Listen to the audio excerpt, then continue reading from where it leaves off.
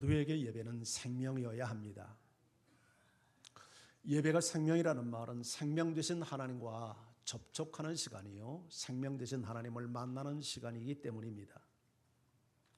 예배를 통해서 생명이신 하나님을 만나면 우리의 영혼이 삽니다. 삶이 살아납니다. 예배를 통해서 이런 생명을 경험하는 은혜가 여러분과 함께하기를 축복합니다. 그런데 예배에는 두 종류의 예배가 있습니다. 함께 모여서 우리처럼 의식적인 예배를 드리는 예배가 있는가 하면 삶의 현장에서 드리는 삶의 예배가 있습니다. 자, 오늘 우리가 읽었던 이 말씀 속에는 초대교회가 어떻게 하나님을 예배했는가, 의식 예배의 모습을 보게 됩니다. 자, 우리 42절 성경을 같이 한번 읽을까요? 시작.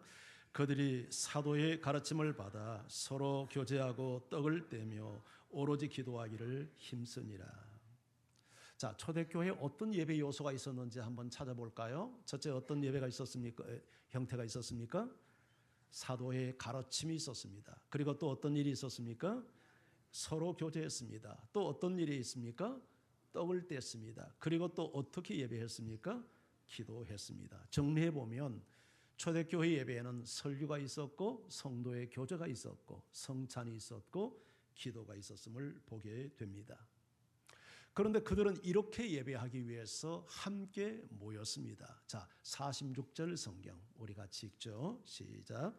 날마다 마음을 같이하여 성전에 모이기를 힘쓰고 집에서 떡을 떼며. 자, 초대교회는 두 군데 모임이 있었다는 것을 발견합니다.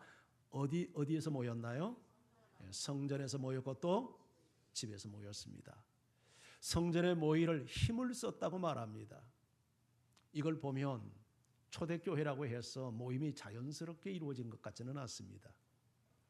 예나 지금이나 사실은 사람이 나쁜 것은 노력하지 않아도 다 저절로 돼요.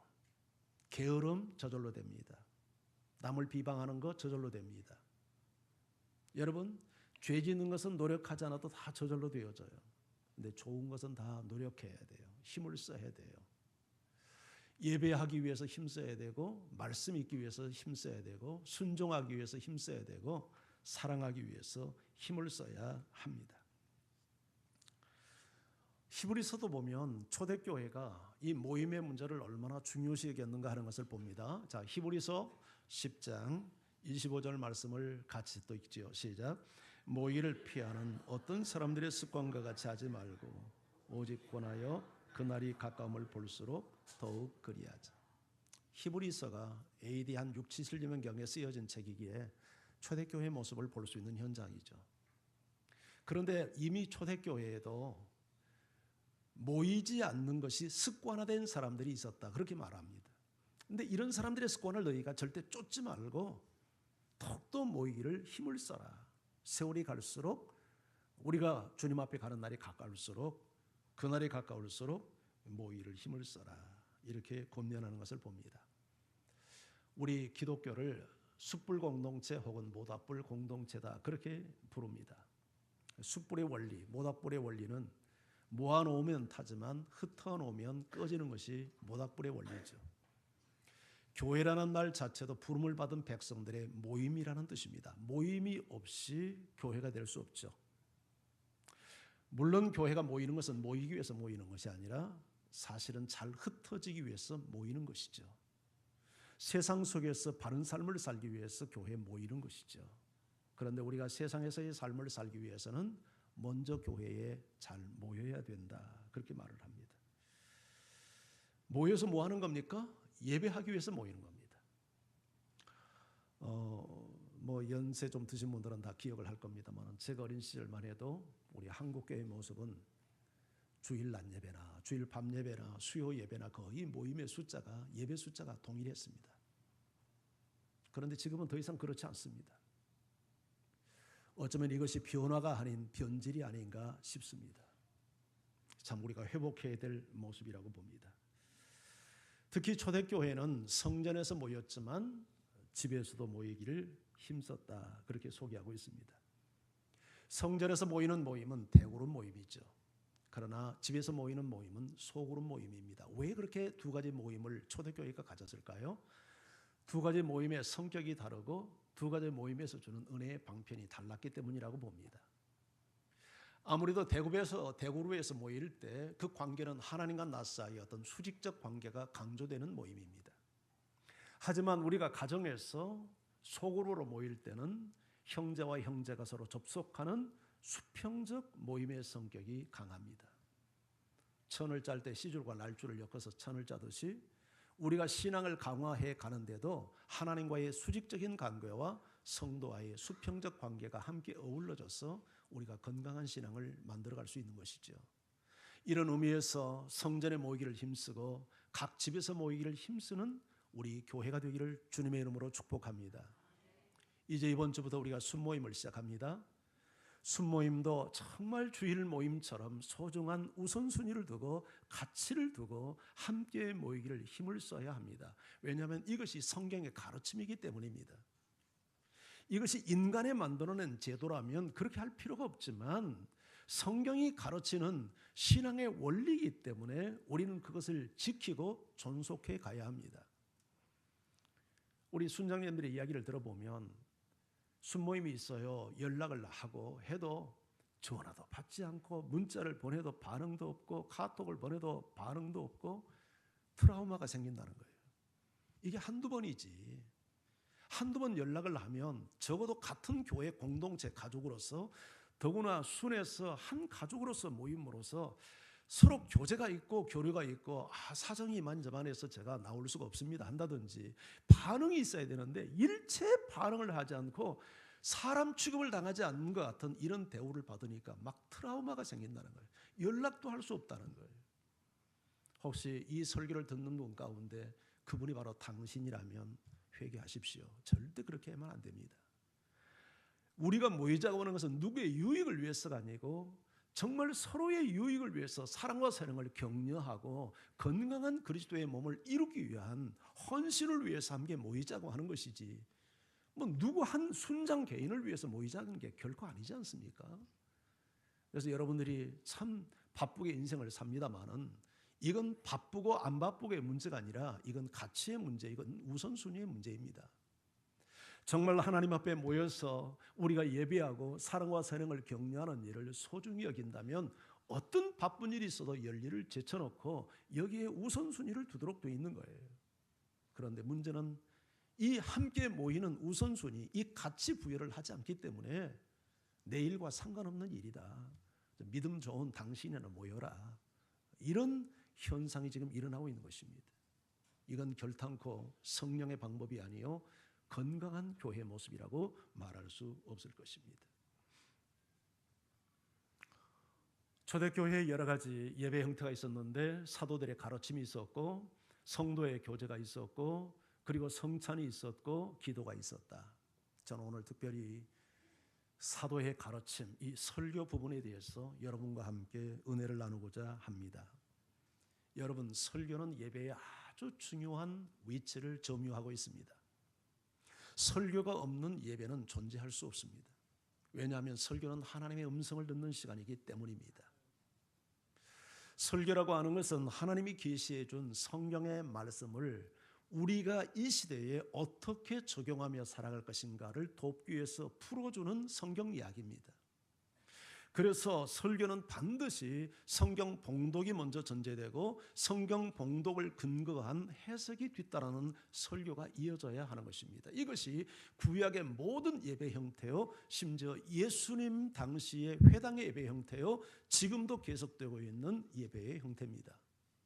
자, 우리가 구약의 한 예배의 예를 보겠습니다. 자, 느헤미야서 8장 3절을 한번 읽어볼까요? 시작. 수문 앞 광장에서 새벽부터 정오까지 남자나 여자나 알아들을 만한 모든 사람 앞에서 읽음에 뭇 백성이 그 율법책에 귀를 기울였는데 여기 핵심 주제가 뭡니까?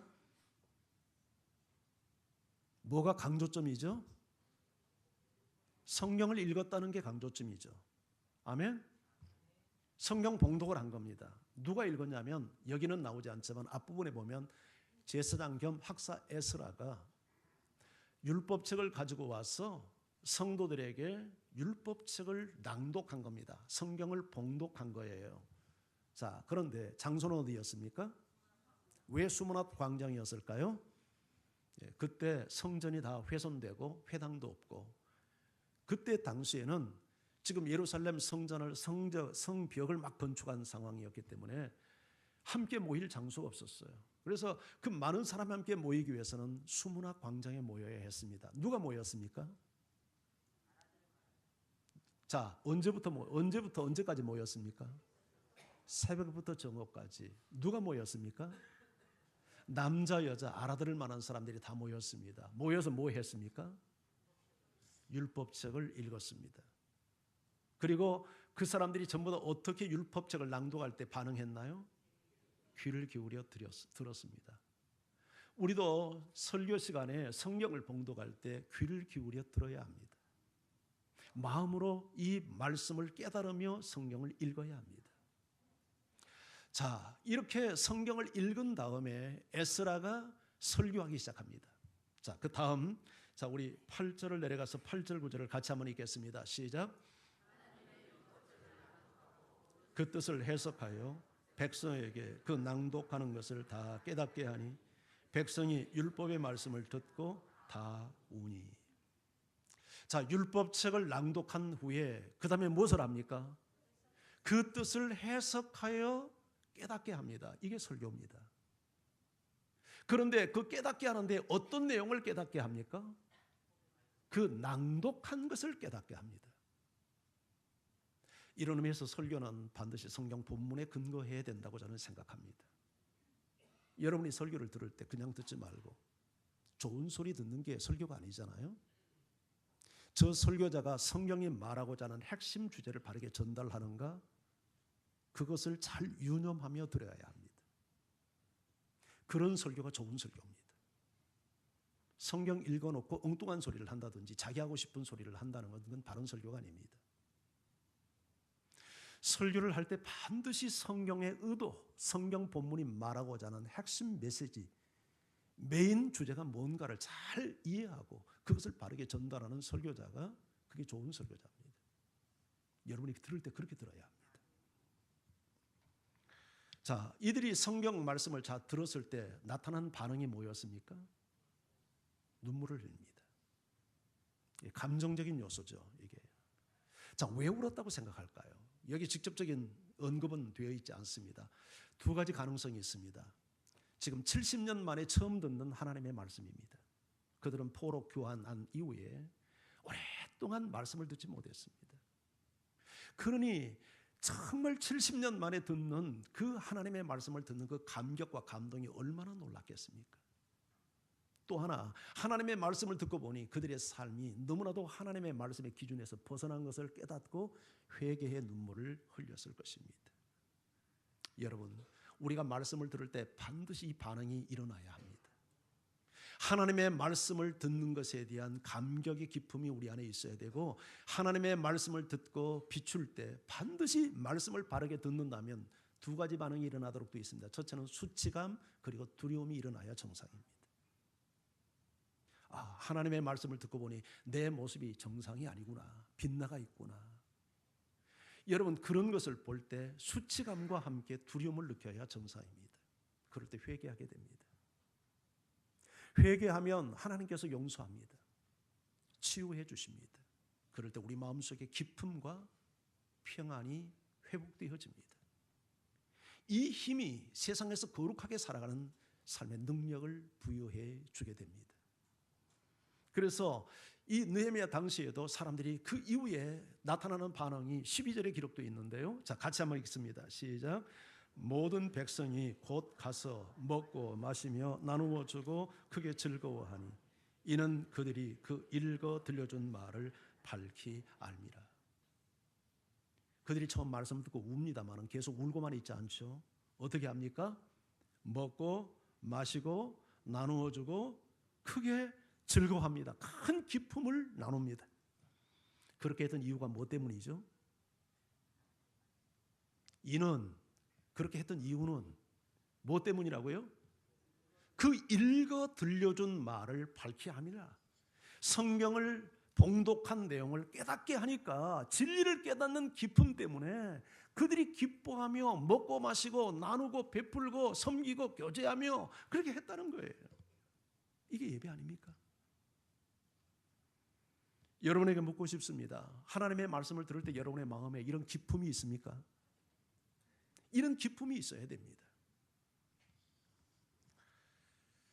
이것이 예수님 당시 회당 예배의 모습이기도 합니다. 자, 우리 누가복음에 가서 한번 누가복음 4장 16절 17절 말씀 같이 읽죠. 시작. 예수께서 그 나사렛에 이르사 안식일에 늘 하시던 대로 회당에 들어가사 성경을 읽으시려고 서심해 선지자 이사야의 글을 들이거늘 책을 펴서 이렇게 기록된 데를 찾으시니. 자, 예수님이 지금 어디에 가셨다고 말합니까? 그 자라나신 곳 나사렛에 이르사 예수님이 공생애를 시작하면서 유대 땅 요단강에서 세례받고 광야에서 시험을 통과한 이후에 성령이 충만해서 공생애를 시작하는데 자기 고향 땅 나사렛에 갔는데 자, 안식일을 만나서 어떻게 합니까?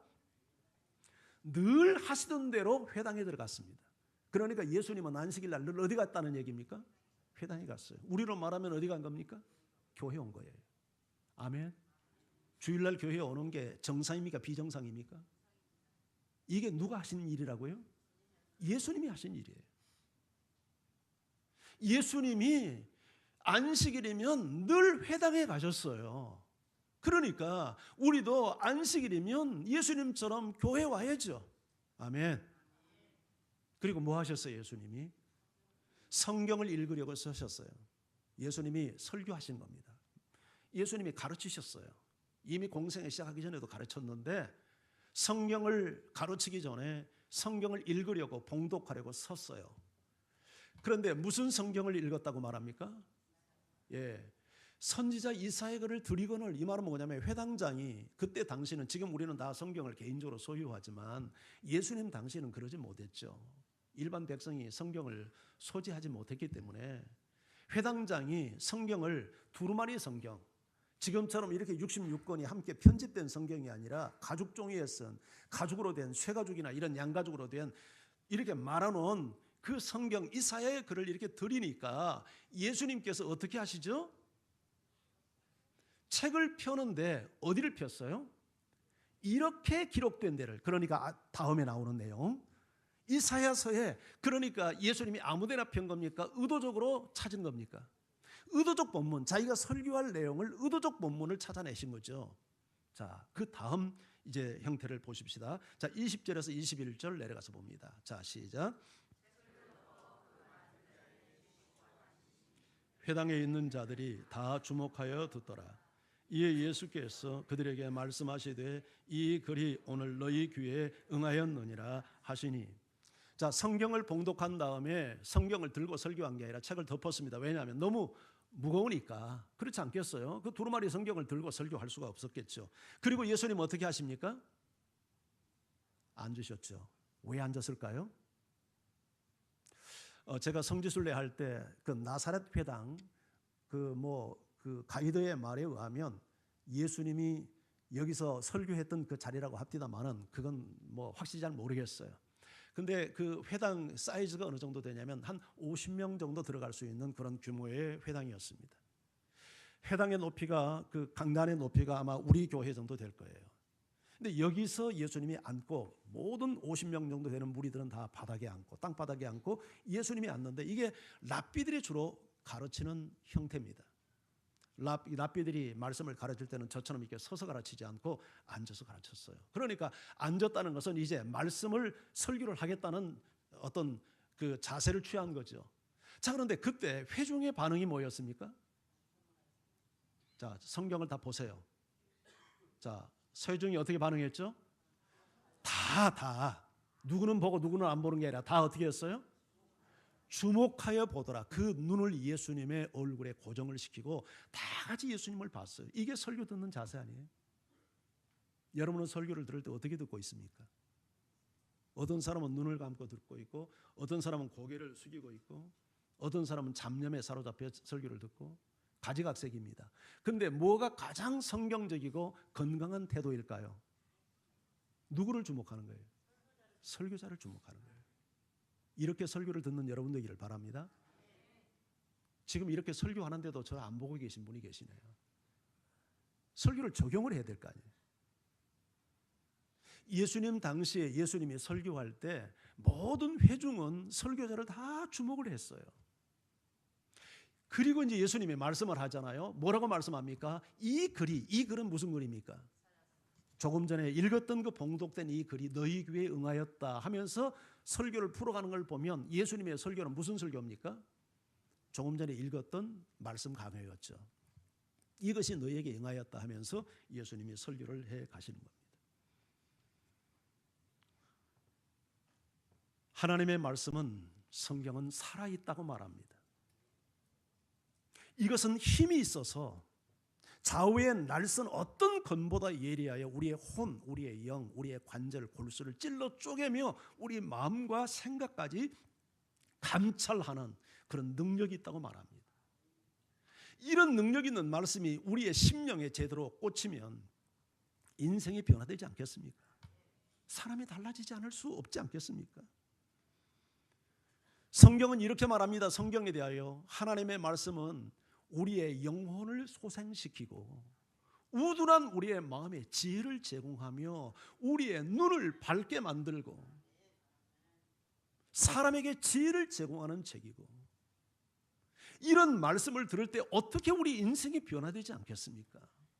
하나님의 말씀을 바르게 들으면 침체된 영혼이 회복을 하고 인생의 지혜를 얻게 되고 눈을 열게 되고 갈 길을 밝히 아는 이런 놀라운 역사들이 경험되지 않겠습니까? 그래서 이 말씀의 맛을 아는 사람은 순금보다 더 사모할 것이요 송이꿀보다 더 달게 여겨야 할지니. 이건 달게 여기는 게 아니라 그렇게 느껴지는 거죠. 말씀의 능력을 알고 말씀의 맛을 아는 사람은 순금을 사모하듯이 말씀을 사모하고 하나님의 말씀을 송이꿀처럼 달게 먹는, 아멘. 이것이 성경 읽는 여러분들의 마음의 상태요, 말씀 듣는 여러분의 마음 상태가 되기를 주님의 이름으로 축원합니다. 그래서 우리가 설교를 들을 때 한번 따라서 해봅시다. 집중하여 듣고 믿음으로 들어라. 여러분, 말씀 듣는 일이 쉽습니까? 어렵습니까? 앉아서 이렇게 설교 듣는 일 여러분이 해보니까 쉽던가요? 어렵던가요? 설교자가 의도하는 대로 완전 이해하며 설교를 듣고 있습니까? 아니면 때로는 놓치며 설교를 듣습니까? 후자입니다. 우리 한 권사님이 아주 정직합니다. 제가 어떻게 이걸 확인했냐면 새가족반 한다든지 제가 제자반 들어가서 나누는 게 지난주 설교를 어떻게 들으셨습니까? 이거 뭘 나누지 않습니까? 나누면 거의 90% 이상이 엉터리입니다. 제가 설교하지도 않는 걸 심지어 은혜 받았다고 내놓는 사람도 있습니다. 졸다운 사람이죠, 그 사람. 내가 설교도 하지 않았는데 은혜 받았다고 나누는 거예요. 그거 졸다운 거 아니에요? 그리고 설교자가 정말 중요하다고 생각하지도 않고 그렇게 강조하지도 않는 말을 자기나 은혜 받았다고 나눕니다. 책을 읽을 때 책을 제대로 읽으려면 저자의 의도를 따라 읽어야 합니다. 설교를 여러분이 바르게 듣는다면 설교자가 준비할 때 이 말씀을 묵상해서 어디에 포인트를 두고 어떤 주제를 가지고 전할 건가, 횡설수설해서 하는 그렇게 설교를 하는 게 아니잖아요. 분명히 주제가 있고 목표가 있고 무엇을 강조할 것인가를 가지고 나와서 설교를 하면 그것을 바르게 캐치하며 설교를 듣는 것이 설교를 바르게 듣는 거 아니에요? 그런데 그렇게 설교를 듣는 것이 쉽지 않다는 것을 제가 확인을 했습니다. 왜 그럴까? 여러 가지 이유가 있겠지만 중요한 이유 중에 하나는 영적 공격입니다. 하나님의 말씀이 살아있고 운동력이 있고 하나님의 말씀은 내 영혼을 소생시키고 우둔한 자를 지혜롭게 하고 눈을 열어주는 이런 놀라운 능력의 말씀이 있는 책이기에 하나님의 말씀이 우리 인생에 부딪히면 인생이 산단 말이죠. 근데 그걸 누가 방해할까요? 사탄이 방해하는 겁니다. 원수가 방해하는 거예요. 그냥 말씀을 빼앗는 겁니다. 어떻게 빼앗죠? 가장 많은 게 잡념으로 빼앗습니다. 졸음으로도 빼앗습니다. 설교자의 관계를 깨트려서도 빼앗습니다. 핸드폰 가지고도 빼앗고 아이 때문에도 빼앗고 그리고 설교의 중요성을 모르는 것 때문에도 빼앗고 하여튼 교회를 오지만 어쨌든 말씀에 접촉하지 못하도록 사탄이 방해를 합니다. 그래서 여러분들이 집중해서 들어야 됩니다. 집중해서 들어야 돼요. 그리고 믿음으로 들어야 됩니다. 저 강단에서 선포되는 메시지가 하나님의 말씀이라는 믿음을 가지고 들어야 돼요. 이렇게 들었던 사람들이 데살로니가 교회의 성도들이었습니다. 자, 우리 데살로니가전서 2장 13절을 같이 한번 읽죠. 시작.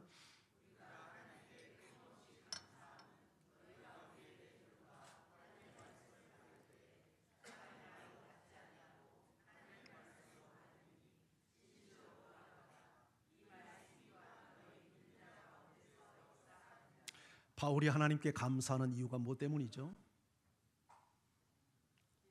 데살로니가 교회 성도들의 말씀 받는 태도 때문이었죠. 어떻게 말씀을 받았습니까? 사람의 말로 받지 않고 하나님의 말씀으로 받았다. 근데 이것이 진실로 그렇다. 맞다, 옳다, 이거 진실이다. 내가 너희에게 전하는 말이지만 이건 사람의 말이 아니다. 하나님의 말씀이다.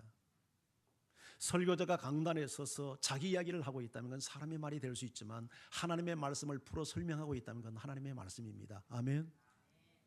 하나님의 말씀으로 받을 때 그 믿음이 그 속에서 역사한다고 말합니다. 하나님의 말씀이 역사를 합니다. 그래서 인생을 바꾸는 겁니다. 우리의 가치를 바꾸고 삶을 바꾸고 생각을 바꾸고 여러분 우리 인생의 삶을 바꿔놓는 거예요. 그런데 성경에 보면 이 데살로니가 성도들보다 더 좋은 태도로 말씀을 받았던 사람들이 베레아 사람들입니다. 자, 우리 사도행전 17장 11절 말씀을 같이 읽습니다. 시작. 베레아에 있는 사람들은 데살로니가 있는 사람들보다 더 너그러워서 간절한 마음으로 말씀을 받고 이것이 그러한가 하여 날마다 성경을 상고합니다. 베레아에 있는 사람들은 정확히 말하면 베레아의 유대인들입니다. 베레아의 유대인들은 데살로니가 있는 사람들보다 더 너그러워서, 그 너그럽다는 건 마음의 태도죠. 영어 성경은 노블 캐릭터 해서 훌륭한 인격, 좋은 성품 이렇게 번역을 했습니다마는 이게 왜 너그럽다는 말이 이게 무슨 의미냐면 그 당시 유대인들은 굉장히 골통분자들이었습니다. 자기들이 알고 있는 율법 위에는 전부 다 거부를 하는 골통들이었어요. 예. 그런데 베레아 사람들은 유대인들이지만 달랐어요. 마음이 너그러워요. 좋은 성품의 사람들이에요. 바울이 전하는 복음에 대해서 마음을 열고 들어요. 여러분, 우리가 하나님의 말씀에 대해서 좀 너그러운 마음을 갖기를 바랍니다. 좋은 성품, 좋은 마음밭을 가졌다는 얘기예요. 한마디로 얘기하면 이 마음밭이 얼마나 중요한 요소를 차지하는지 몰라요. 설교를 듣는데 마음이 비뚤어져 있고 마음이 병들어 있으면 어떤 위대한 설교자가 와서 설교를 해도 은혜가 되지 않습니다. 마음이 건강해야 돼요. 좋은 성품의 마음을 가져야 돼요. 진리에 대해서 알고 싶어하는 건강한 태도를 소유해야 돼요. 자, 이래서 너그러운 마음을 가진 열매가 뭡니까? 말씀을 듣는데 그게 어떻게 반영되죠? 간절한 마음으로 말씀을 받습니다. 아주 갈급하고 사모하고 열정을 가지고 집중해서, 그리고 뿐만 아니라 이것이 그러한가요? 이것은 뭐를 말하죠? 이것이 뭡니까? 바울에게 들었던 하나님의 말씀 복음이 그러한가 하여, 그러한가 하는 것은 이게 진리인가 하여 어떻게 했습니까? 날마다 성경을 상고했다는 말은 조사했다, 연구했다는 얘기예요. 그런데 성경을 상고하는 것이 바울이 가르치는 진리를 부정하기 위한 부정적 마음이 아니라 그 말씀을 긍정적으로 받아들이기 위해서 과연 이게 맞는가? 이게 성경적 근거를 갖고 있는가? 바울의 가르침이 진짜 진리인가? 그걸 확인하기 위한 건강한 마음 상태로 성경을 연구했다는 거예요. 할렐루야. 여러분도 그런 마음으로 말씀을 받기를 바랍니다. 언제나 너그러운 마음, 건강한 마음 태도를 가져야 돼요. 그래서 간절성을 가지고 받고, 그리고 성경 말씀을 들었을 때 혹 의심이 생긴다면 성경을 가지고 연구해야죠. 그렇게 해서 과연 저 목사님의 가르침이 맞구나, 진리구나, 그럴 때 어떤 결과가 일어나는가? 그 다음 구절 12절 성경을 같이 읽어봅니다. 시작. 그 중에 믿는 사람이 많고 또 헬라의 귀부인과 남자가 적지 않다. 자, 여기 그 중에 이 그중, 자, 그들은 누구를 의미할까요? 그렇죠. 너그러운 마음으로 간절히 말씀을 받고 이것이 그러한가 하여 날마다 성경을 상고했던 사람들 중에 많은 사람이 예수를 믿고 심지어 유대인이 아닌 헬라의 귀부인과 많은 남자들이 적지 아니하다 이 말은 많은 사람들이 예수를 믿었다는 거예요. 여러분 예나 지금이나 귀부인들이 예수 믿기가 쉽지 않죠. 그런데 저런 헬라의 귀부인들이 헬라의 남성들이 많은 유대인들이 그들이 수십 년 동안 수천 년 동안 믿어왔던 율법적 종교를 벗어나서 바울이 전한 복음 앞에 그들이 신뢰하고 무릎을 꿇을 수 있었던 이유는 간절한 마음으로 말씀을 받고 이것이 그러한가 하여 성경을 정말 연구해 보니까 바울의 가르침이 진리였구나 이걸 알게 된 거예요. 우리가 집중하여서 믿음을 가지고 성경을 건강한 태도로 받아들일 때 우리 속에 믿음이 증가한다는 것을 발견할 수 있지 않습니까? 오늘 여러분에게 이런 은혜가 있기를 축복합니다. 예수님께서도 말씀을 받는 사람의 건강한 마음 태도에 대해서 4가지 밭으로 비유를 했죠. 똑같은 씨가 떨어지는데 밭의 상태에 따라 열매가 달랐죠. 길밭, 돌밭, 가시떨기밭은 열매가 나타나질 않는데 옥토, 가난하고 겸손한 마음, 저 베리아 사람들처럼 간절하고 너그러운 마음을 가지고 말씀을 수용하는 사람들의 마음밭에 말씀의 씨앗이 떨어져서 100배, 60배, 30배의 결실을 맺는다는 것을 이야기를 해요. 말씀의 씨는 똑같지만 말씀을 받는 사람들의 마음의 밭의 상태에 따라서 믿음이 자라기도 하고 믿음이 자라지 않는 이런 현상이 일어날 수 있다는 사실을 예수님이 말씀한 거예요. 언젠가도 제가 설교했지만 그래서 설교를 들을 때 금을 캐듯 들어라. 금은 원래 금덩이로 존재하는 게 아니라 돌 속에 박혀 있어요. 그런데 금을 캐는 사람은 그것을 용광로에 녹여서 찌꺼기는 다 버리고 돌은 버리고 금만 수집을 하는 거예요. 설교도 인간의 언어를 가지고 전달되기 때문에 어떤 면에서 금보다 돌이 더 많을 수 있어요. 금을 캐다 설교를 듣는다는 말은 돌은 버리고 진리만 내가 캐치하는 거예요. 그런데 반대로 하는 분들이 있어요. 금은 버리고 돌을 취해요. 그래서 시험에 들고 상처를 받고 목사가 나를 친다고 생각하고 이게 뭐냐면 마음 상태가 건강하지 못해요. 근데 이런 위기가 언제 오냐면 설교자와 관계가 건강하지 못할 때 사람들은 금을 캐지 못하고 돌을 캐는 현상들이 생깁니다. 1차 책임은 설교자죠. 설교자가 걸림돌을 놓아서는 안 되고 설교자가 성도들의 마음속에 문제를 제기해서는 안 되지만 사람이 본의 아니게 그런 일이 일어날 수도 있잖아요. 이럴 때 성도 입장에서 노력해야 돼요. 설교자에 대해서 이해할 부분은 이해하고 받아들일 부분은 받아들이면서 여러분 그래야 여러분의 영이 살아나지. 설교자의 어떤 문제 때문에 내 마음속에 상처를 가지고 설교자를 대하기 시작하면 절대 여러분의 영은 죽습니다. 설교가 은혜가 되질 않습니다. 아마 경험을 해보신 분들은 이 말이 무슨 말인지 이해할 거예요. 그래서 설교자를 위해서 기도해야 되고 또 설교자와 건강한 관계를 갖기 위해서 커뮤니케이션을 해야 되고 오해가 있다면 그래야 우리가 설교자를 통해서 내게 주시는 은혜와 복을 경험할 수 있는 것입니다. 이 부분을 아주 중요하기 때문에 사탄이 이 부분을 의도적으로 공격하는 경우들도 적지 않아요. 여러분 우리가 설교를 듣는데 설교의 목적이 있습니다. 설교 말씀을 진리를 깨닫는 것이 설교의 목적일까요? 한 번 더. 설교 말씀을 듣고 감동받는 것이 설교를 듣는 진정한 목적일까요? 그렇지 않습니다. 그러면 무엇이 목적입니까? 순종하는 것이 목적입니다. 깨닫고 감동받는 것은 살기 위하여 순종하기 위한 과정이고 그런 의미에서 깨닫는 것이 필요하고 감동이 필요한 것이지 깨달았다는 것 자체가 설교의 목적이 될 수가 없고 감동받았다는 것이 설교의 목적이 될 수 없죠. 하나님의 말씀을 깨달았으면 순종해야죠. 적용해야죠. 예수님이 십자가형을 받고 예루살렘은 뒤숭숭하지 않습니까? 제자들은 다 숨었고 두 제자가 엠마오로 내려가는데 부활하신 예수님이 두 제자와 함께 길을 가다가 그들의 대화를 엿듣고 있다가 끼어듭니다.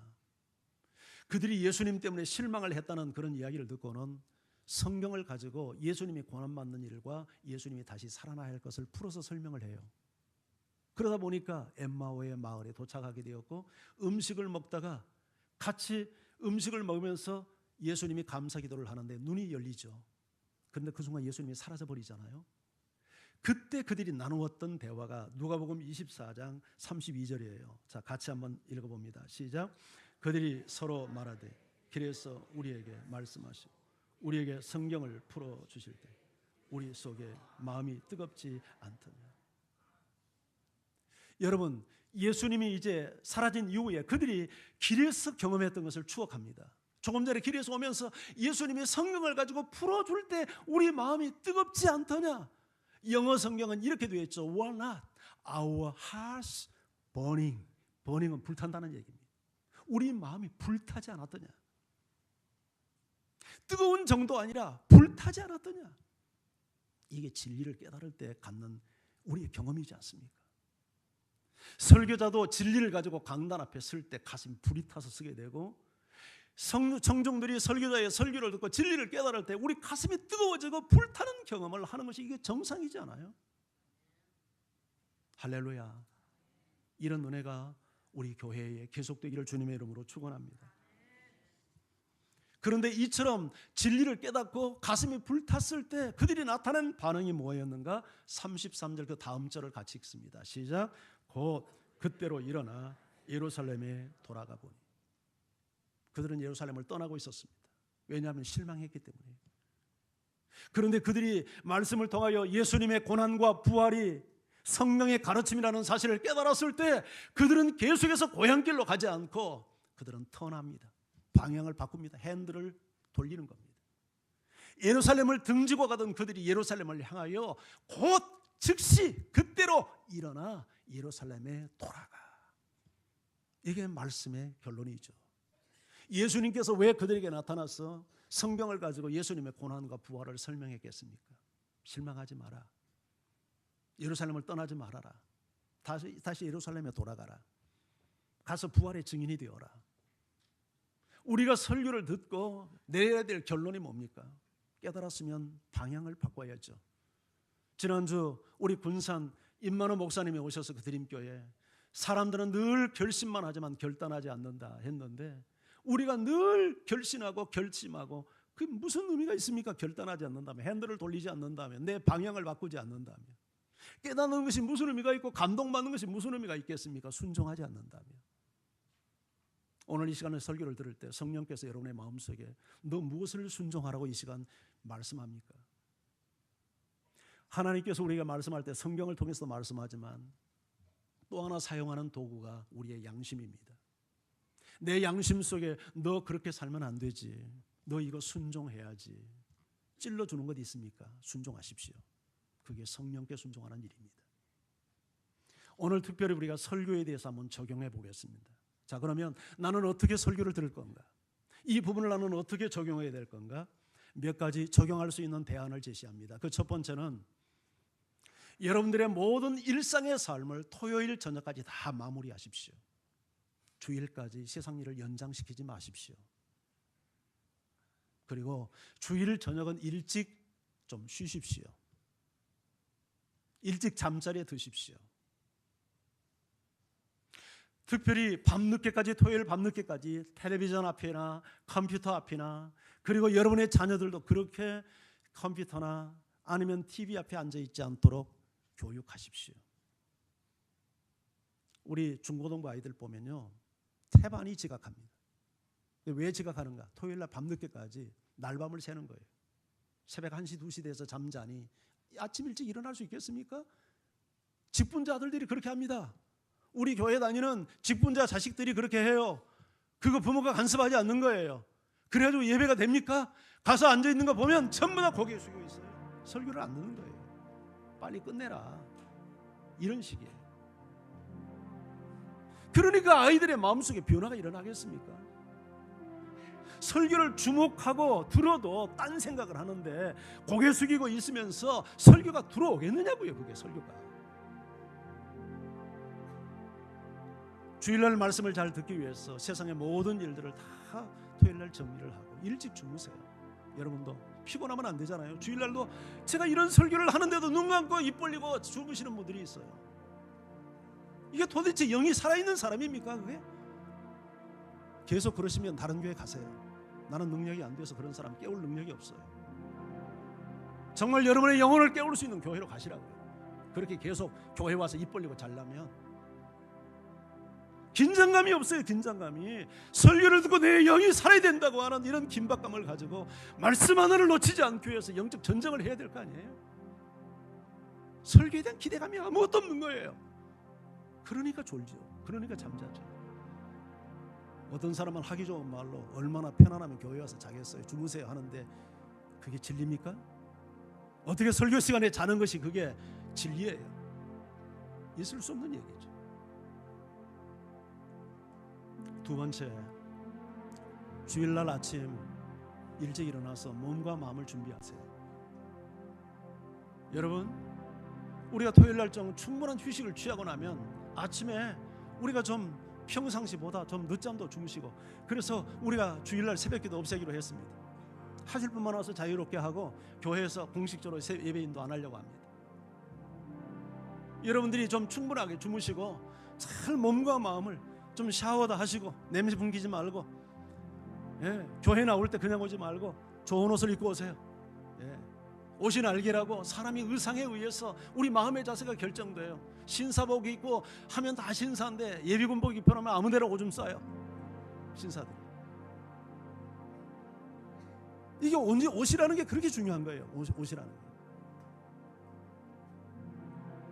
주일날은 가장 좋은 옷을 입고, 그리고 미리 와서 시간 전에 와서 정말 하나님을 만나는 소중한 시간, 내 영이 하나님을 만나고 돌아갈 수 있도록 준비 기도해야 될 거 아니에요. 내 영이 성령 안에서 하나님의 임재 안에 들어갈 수 있도록 설교자를 위해서 기도해주고 예배 인도자들을 위해서 기도하고 나 자신을 위해서 기도하고.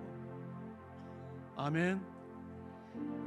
그렇게 예배를 준비하세요. 세 번째, 마음의 준비하세요. 베레아 교인들처럼 너그러운 마음, 그러니까 건강한 마음 상태를 가져야 되죠. 건강한 마음 상태에서 간절성을 가지고 집중하여 말씀을 들으세요.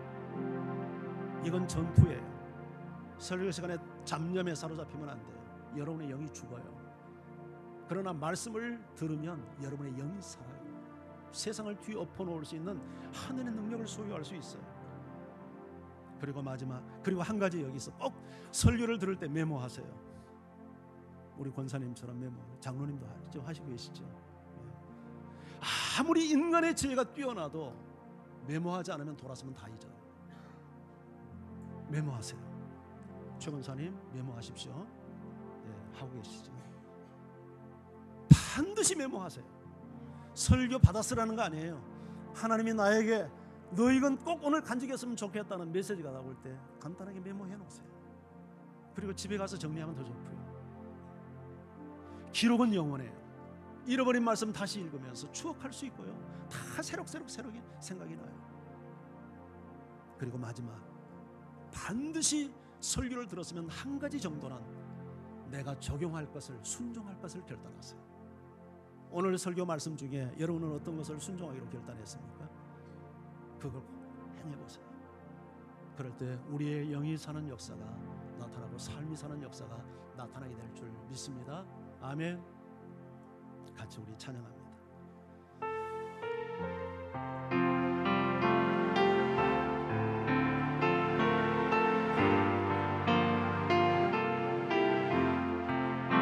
주의 말씀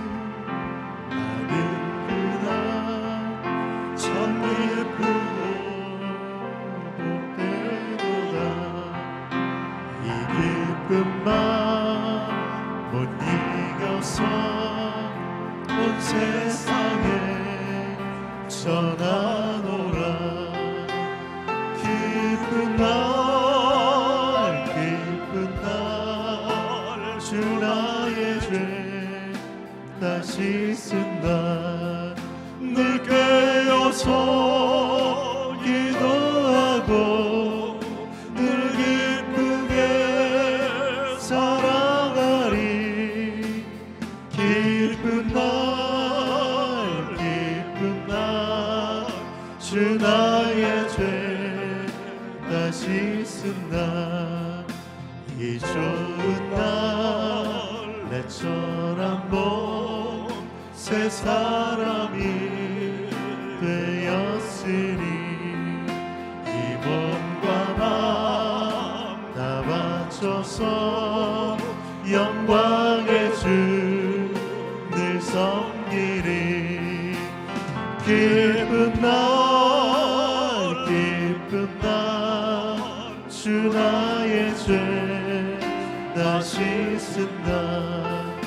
늘 깨어서 기도하고 늘 기쁘게 살아가리. 기쁜 날 주 나의 죄 다 씻은다. 새 사람 된 그날부터 평안한 맘 늘 있어서 이 못된 말 전하느니 나의 본분 삼았도다. 기쁜 날 주 나의 죄 다 씻은다. 늘 깨어서 기도하고 늘 기쁘게 살아가리. 기쁜 날 주 나의 죄 다 씻은다. 오늘 특별히 기도할 때 오늘 말씀을 듣고 하나님, 이 시간 성령께서 내 마음속에 너 이거 순종해야지 주신 말씀 그거 붙들고 이 시간 기도하십시다. 설교는 지식을 증가시키는 것도 아니요 감동받고 끝나는 것도 아니죠. 설교의 목적은 말씀 앞에 내가 반응하고 순종하는 일인데 제가 오늘 이 말씀 꼭 순종하기를 원합니다. 저를 붙들어 주십시오. 다 같이 우리 기도하며 하나님 앞에 함께 나갑니다. 할렐루야.